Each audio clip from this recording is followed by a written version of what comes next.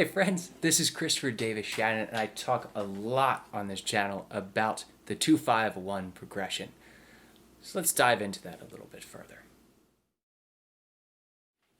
So first off, we have to ask ourselves, what is the 2-5-1 progression? Who cares and why is it important?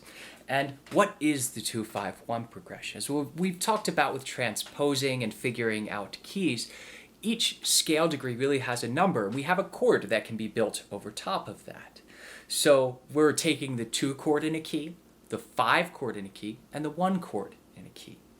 And we'll talk a little bit more about that in 1 second, but I also want to say why we care about this. And it's, especially in jazz music, the most common of progressions that we see. And when we talk about music, we spend a lot of time memorizing chords and scales, but I like to think in a much more functional manner. When you're reading a book in your native language, you don't read every single letter and then piece together the word, and then read all of those words independently to piece together a sentence. No, our brain has done all of these motions so many times that it identifies these common devices that we've seen before, and music is really the same thing.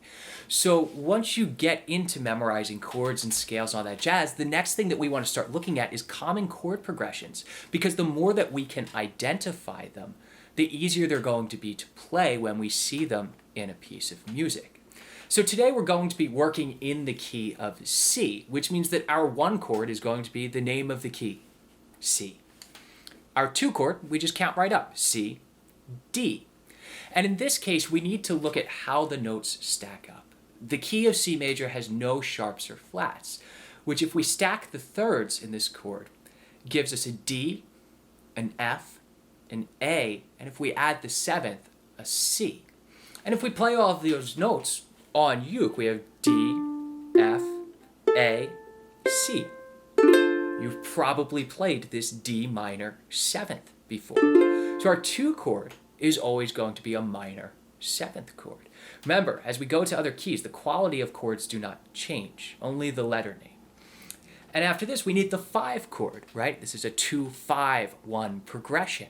So the 5 chord is C, D, E, F, G, or if you've memorized your circle of fifths, it's just the next one over on the circle. And again, we need to stack up these thirds and see what kind of chord naturally occurs in the key of C major. We stack that up and we have G, B, D, and F. And we've all seen this chord before. This is a G 7th chord. So our 2-5-1 progression in the key of C, which you have probably played 1,000 times without knowing that it's a 2-5-1 progression, is C, D minor 7th, G 7th, and C. And we can talk a little bit about why these chords just sound good together.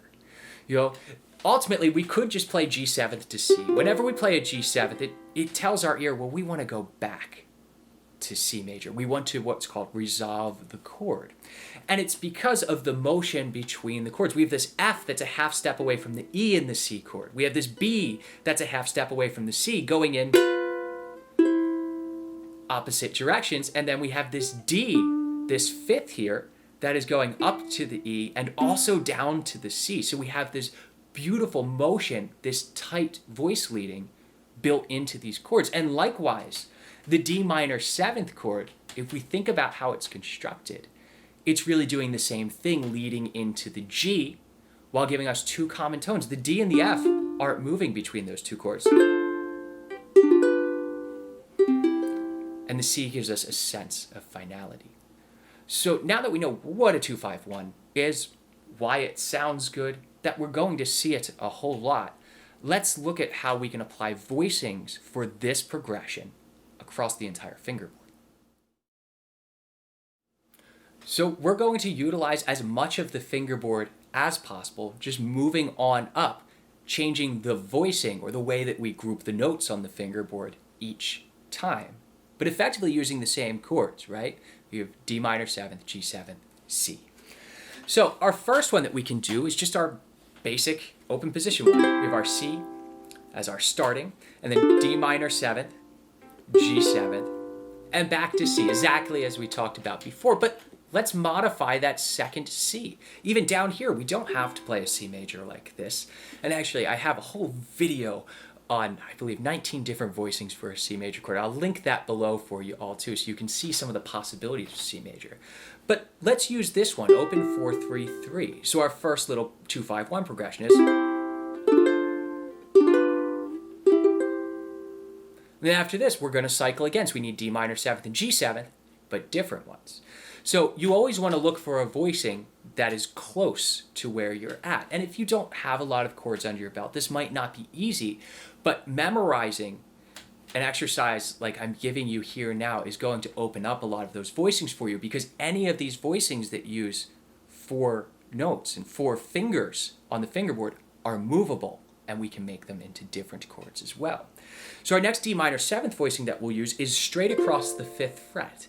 You think about our tuning is essentially an A minor chord, right? An A minor 7th chord, or a C 6th, depending on the context. So if we bar straight across, we get another minor 7th chord. We just need to look for the note that's on the A string here, right? So there's our D minor 7th. And then we're going to come back and play a G 7th. We skipped one right here. 4, 5, 3, 5. And note, this is the same as the F 7th chord that you've probably played before. Again, just moved on up. And then as we resolve back to the C, let's use a different voicing. We'll use a similar one that we did. We'll take this voicing that we already had and just add to it, because remember, we want to go up the fingerboard, and this takes a little bit of time. So we'll add the C on the 5th fret of our G string, and we'll add the E with the pinky on the 7th fret, giving us this voicing, another wonderful C major. Then after this, we need another D minor 7th to G 7th. And what I've done in this exercise, we're going to come back to this D minor 7th. And then for G 7th, let's use this third inversion voicing. Open 5, 7, 5. So we are utilizing an open string here. So this one won't be movable up and down the fingerboard. But since we have this open G, we can go to a C voicing up here that also utilizes that open G. Another part of this exercise is thinking about, again, what we call voice leading, or how the chords move in and out of one another.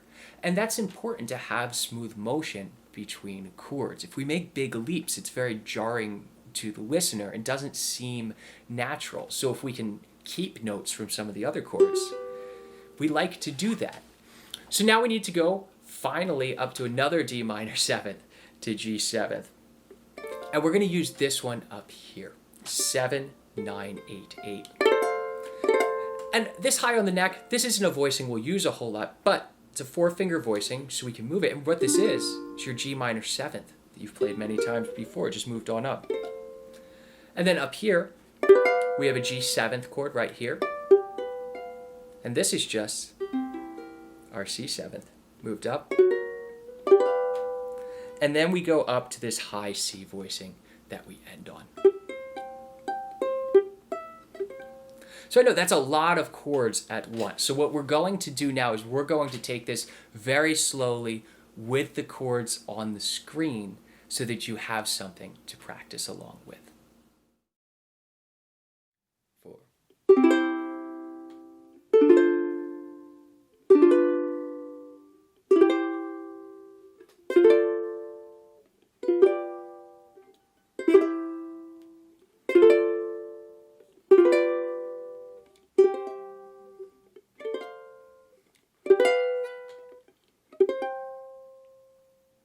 I hope that you've enjoyed this lesson, and a great exercise to do is take this 2-5-1 and figure it out in another key. And yes, it takes some time the first few times, but because so many of these voicings up the neck are 4-finger voicings, you're going to keep running across the same exact chord voicings. And once you cover 3 or 4 keys, you have most of the chord shapes that you'll ever need covered. It's a great way to step outside of your comfort zone and stop always playing those down low open position chords. I'll see y'all next week.